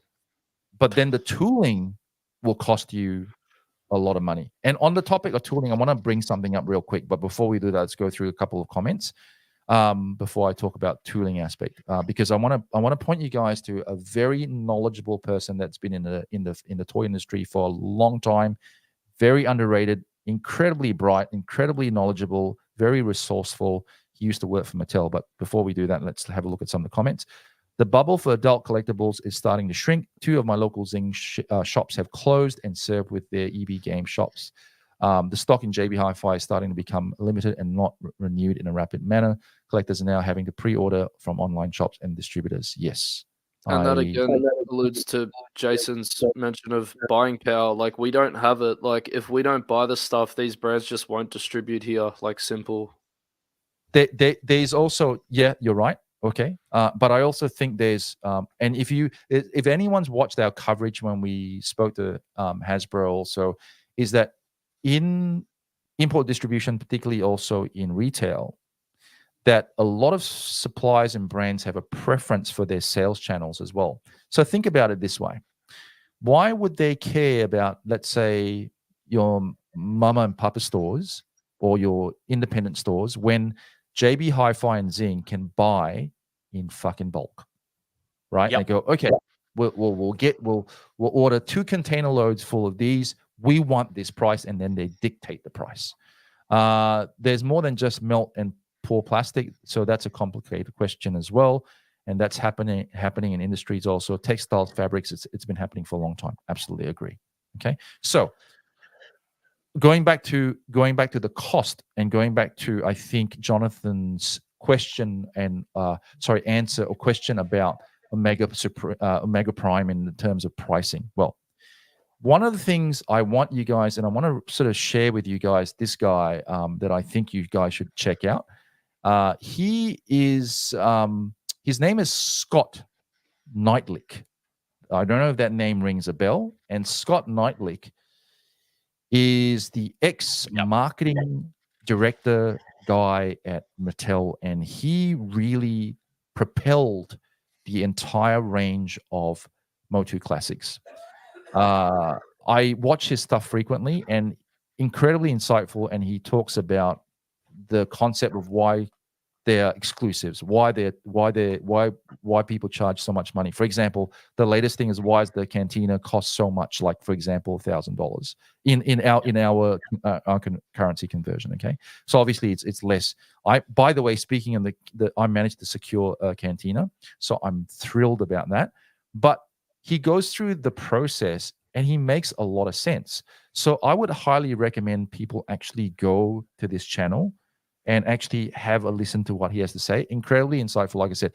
Topics like breaking down the cost of the HasLab Cantina to understand why it costs $400 US. He has great things like, background stories and background for MOTU characters, etc., etc. So just incredibly insightful, very smart guy. He knows the toy industry back to front. He understands the manufacturing process, the tooling process. He understands the marketing concepts in terms, like, for example, why toy lines with larger and smaller characters can be problematic, for example. Very interesting stuff. Yeah. Another thing that he touched on a couple of times is although the collector's market is an important part of the business, it's actually the smallest percentage of the business. Yeah. Yeah. Yeah. We are tiny, and we hate hearing that. Majority of their market is, parents buying toys for their kids. Yep. And it's not even close. And that's why Hasbro, Mattel, and Lego have been the three industry leaders for the last 30 plus years. See, I mean, look at something like this, for example. Who is Calix from Masters Universe Classics action figure line? Like so obscure stuff, really deep cut stuff as well. So very smart in terms of how he's presented. Now, like, his videos are very simple. They're certainly, not sort of full of production, but I think it's the content. And I highly recommend subscribing to Spectre Creative, Scott Knightley. Incredible, like I said, very, very knowledgeable person. So you want to learn about the industry? I agree 100%. Yes, incredible. So let's have a look. So we got okay. Have we already seen this comment? Yes, we've we have seen that already. There's more than just a melt. Yeah, sorry, my bad. Okay, okay, all right, awesome. So all right, well, on that note, guys, that is the show. I think we covered quite a lot tonight. We looked at the whole. We did finally talk about the pricing disparity, what the market climate's like, and I think if you can afford to buy something else and you can save your money and you can buy something cheap, why not? But don't forget, support your local vendors. There's a reason why some things are so expensive, and I more and more realize that you pay for what you get, but sometimes also prices are slightly inflated. And for example, I'm just going to be honest. Let's close on this, okay? Let's close on this. For the money you pay, for example, for Super 7. Now, that's debatable, isn't it, Talon? I mean, when it comes to Super 7, I mean, it's a very gray area when it comes to bang for your buck with Super 7. Yeah. Because Super 7 is as hit and miss a company as anyone, and I think lately there's been a lot more misses than hits, unfortunately. What are your Super 7 thoughts, product? Jason? Okay, you got it signed. I imported this from the US. I actually had it signed afterwards. That's beside the point. The first version of this toy I opened, and it pretty much fell apart in my hands. And they sent me a new one, a brand new one. What can I say? That's great that a brand like Super 7 does that. There are other brands that will just say, well, too bad. Too bad. Yep. Yeah. Absolutely. And again, I think every brand has some pain points. I know you get instructions for certain toys where you have to they'll give you a little instruction card that comes and says, make sure you dip your toys in hot water first before you move the joints around. But if right? you're paying for a premium product, that should not be the case. Nailed it on the head. Yeah, absolutely no excuses. No excuses. If I remember when Hot Toys brought out the Spider-Man from the first Amazing Spider-Man movie. There was issues with the shoulders, and it said when that first shipment of that product, it said don't bend the shoulders past a certain point. And I'm like, this is hot. I'm like, hot. That's bang out of order for a brand like Hot Toys. Collectors are paying 100%. over 300 Australian dollars for the figures at that time. We're talking a movie that came out back in 2012. To pay that money for a figure, that should not be the case with a figure like that. Like and Hot Toys is as premium as it gets when it comes to collectibles. So it is when premium. a brand like when you're charging more and more for a product, the more unacceptable that sort of thing becomes. It's true. I agree. It's also Chris goes, it's also very difficult to get into the distributors within Australia for overseas companies. They set the entry points really high that you can't possibly start out selling modern toys direct from distribution. Absolutely. And I feel like Super 7 went downhill when they tried to do the Funko approach to things with their smaller non-articulated figures, etc. The older MOTU figures are fantastic. Yep. Okay. Agreed. All agreed. So again, it's not about bashing any particular manufacturer or brand, but I find that, yes, some brands I will stay with and some brands I will maybe stay away from. It's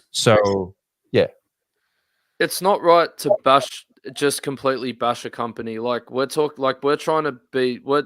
giving constructive criticism. Super 7's figures look amazing aesthetically, but the quality has to be there and the playability has to be there to a certain degree for us to want to keep buying these figures. Because if you want us to be all in on a line or whatever it may be, like we saw the Simpsons line got canned. And those figures look great. And you know what? I hope they do not can the next gen Star Trek figures, because I'm eyeing those off. And I have to say, I was grossly disappointed with the Silverhawks line. So now they've started doing VAC metal versions, the version everyone wanted from the start. But the VAC metal versions have problems as well. So my point is, you're going to pay $120. And I recently, in that live stream we did from Supernova, I succumbed and went and did a Monstar because the ramen toy version of Monstar that I had also had some issues. So I kind of wanted to go, okay, well, but you're paying a lot of money. So you are paying anywhere between $100 to $150 for a Super 7 figure, and you want it to be nice. Speaking of Super 7, they also recently released the Mars Attacks figure. They look amazing. Well, but I'm hanging out for next gen. So anyway, on that note,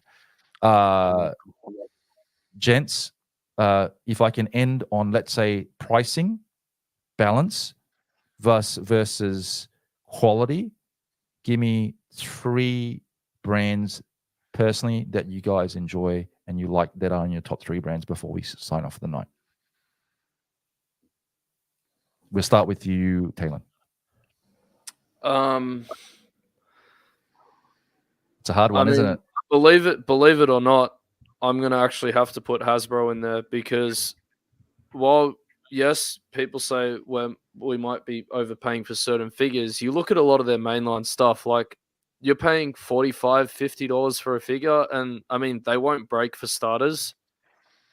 Like, when's the last time you broke a Marvel Legend? Yes. Like, very good. Mattel. I haven't broken any of the ones I own. All 2 of them. Case in point, like Marvel Legends do not break. Transformers, I want to say Transformers break are more fiddly because obviously you got certain panels and stuff that got to line up for due to transformation and things like that. But at the end of the day, they're still very durable. Yes. We touched on MOTU. Mattel's Origins line, like plastic qualities, like you look at bang for your buck. I don't think there's anything better than MOTU Origins. You're not spending a hell of a lot of money on those toys, and there's a great deal of articulation to them. Agreed. And then for third, I'd have to say maybe an SHF, like SHF. Like I know they're more premium priced, but the amount of articulation and playability you get out of them, and they're so easy to play around with, and you can play around with SHF toys and not have to worry about them breaking, unlike a Marfex, for example, because if you've ever handled a Marfex figure, you always like have this like stress in your head about breaking it. Like, I know, Clint, you own your fair share of Marfex figures, and I know every single one you've touched, you get that feeling when you pose it around. Yeah. No, good call. Good call on Marfex and figure out for sure. But yeah, very good. I think Marfex, a lot of them look great. Like, I know they did the Batman Hush figures that look amazing, and I really want to get those. But yeah, that's always something you've got to factor in when you do when you get those figures, and you're paying. And again, the amount of you're paying $150 for a 6-inch figure, that shouldn't be an issue. Yeah. What about yours? Top 3, Jason? I agree with Hasbro. It's really hard to ignore Hasbro.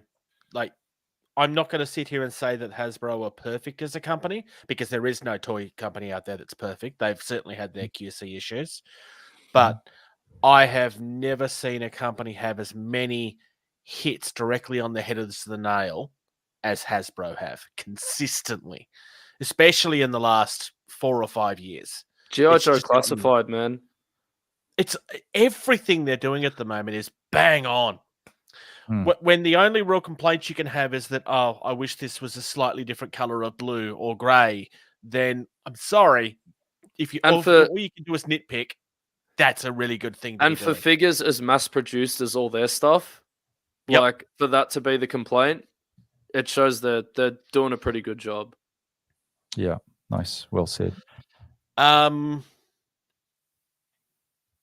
going to go against something that Talon said, and I'm actually going to say NECA. As much as it annoys me that I really can't, like, NECA figures, if you're buying NECA figures, don't buy them to pose them. Like, I'm not saying you can't pose them, but it's not what they're for. It's about how they look. Because, like, you don't get the same articulation from a NECA figure that you will from a Marvel Legends, for example. They tend to be tighter a little bit. They don't quite move all the way because it's not what they aim for. And that's fine. Their turtle line is phenomenal. Shit.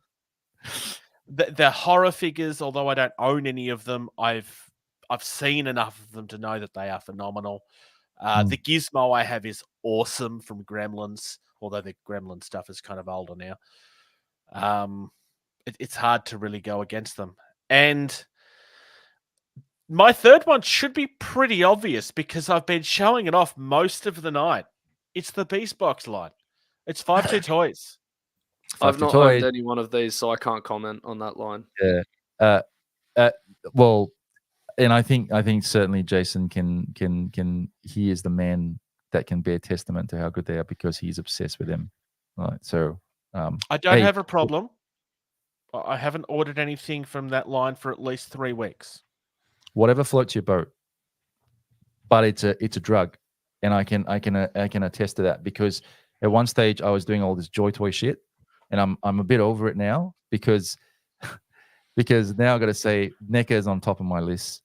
I do love the Joy Toy stuff. I really do. I can just picture Jason going into one of those rehab meetings saying, "Hi, my name's Jason, and I'm addicted to Beast Boxes." No, I'm not. I don't have a problem. I don't have a problem. That's what they all say, Jason. Yeah. I just enjoy it. I don't have a problem. I just enjoy it.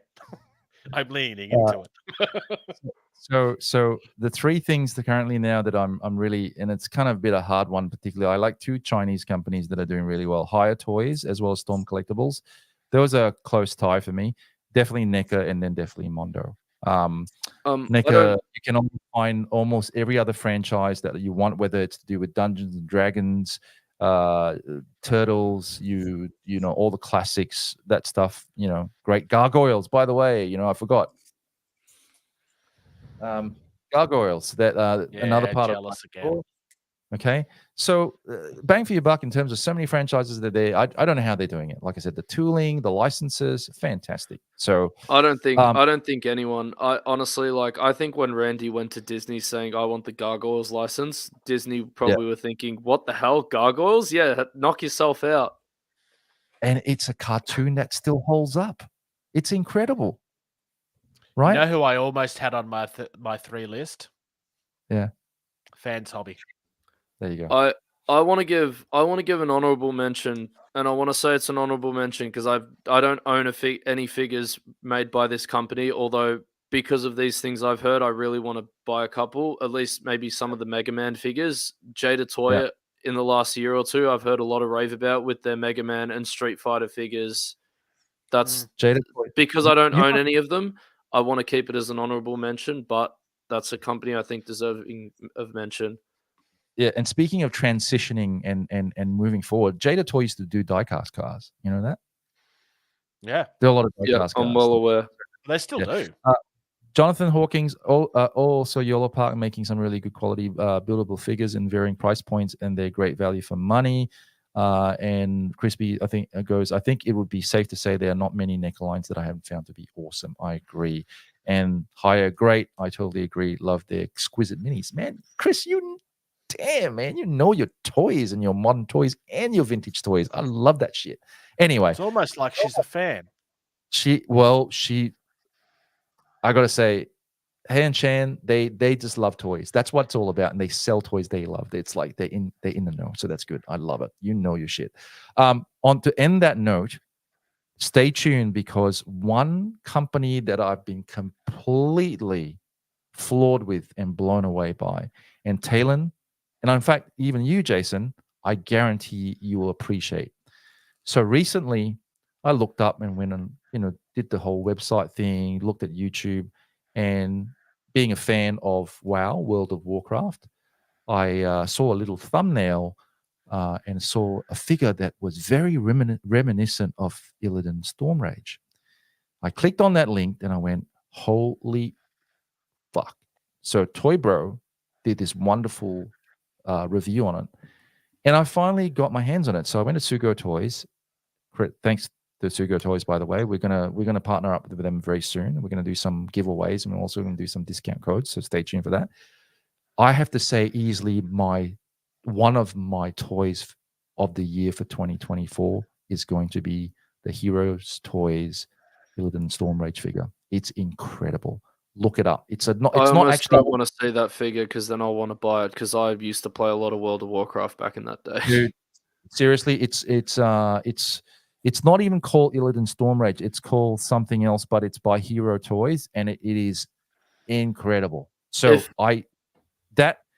stay tuned, because I will do. It's that good that I'm just gonna do a review on that. And I haven't done reviews for ages, other than Jason taking care of reviews for this channel.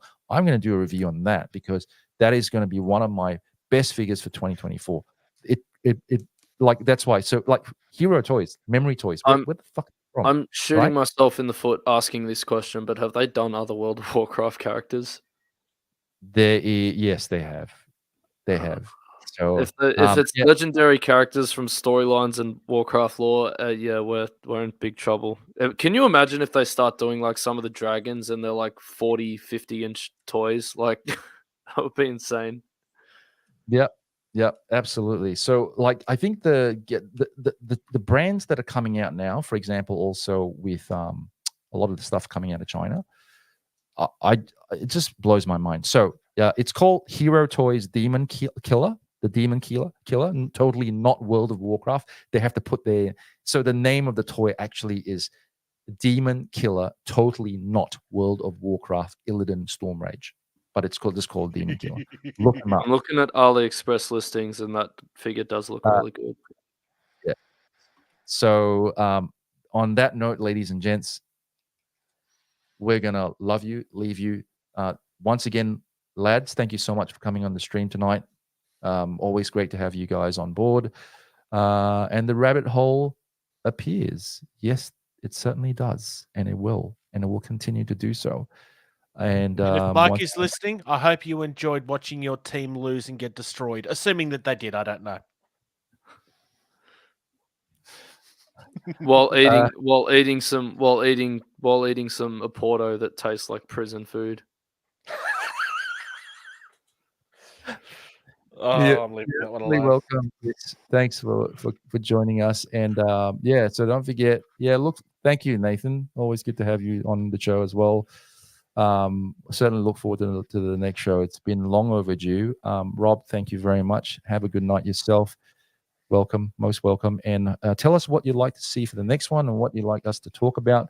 I will be doing new segments called From Panel to Plastic. We'll be doing a review.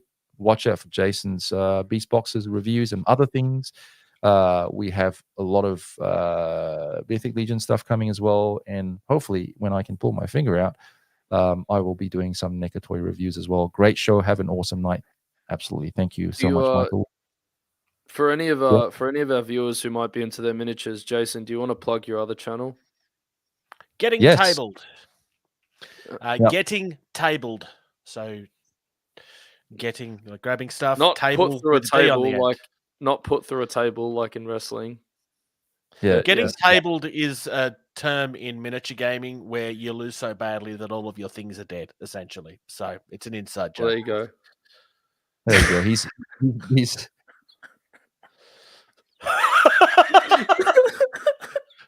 Clinton can't blame you for that one. You're not the one that said it. He's the one that put it on the screen. All right, I Chris. guess you don't need to watch it now. Well, I don't need to now. Actually, I am going to go. It serves you right, Mikey, for skipping this stream. I'm actually going to go and meet Adam now. Actually, going to have supper. So if you're still on for that, Adam, well, let's drown our sorrows. Well, not so much yours. Don't torture yourself further and go to a Porto. No, we're definitely not going to Portos. No. Like it's the obligatory thing every stream. See, if you guys were here and we used to do roundtable discussions, we always go and have dumplings after. So, well, in honor of Mikey, go to his favorite Greek restaurant. It's around the corner from you. It's always closed. When Mikey walks in the door, yes, it's always closed. But yeah, go to Nando's. In honor of Oh, gee. All right, guys. Thank you so much, guys, for coming on again. Don't forget, like, share, subscribe. If there's anything you want to see, speak to us directly. We see each other in the groups anyway. Tell us what you'd like to see as far as further episodes are concerned, what you'd like us to cover in midweek musings, and hopefully we can bring back roundtable discussions at some point. So thanks both again to Jason and Talon. Thank you so much. Night, Chris. Fantastic. Thank you very much. And on that note, don't forget, like, share, subscribe, and we'll see you in the next one. Thanks, guys. Have a good night. Have a good night.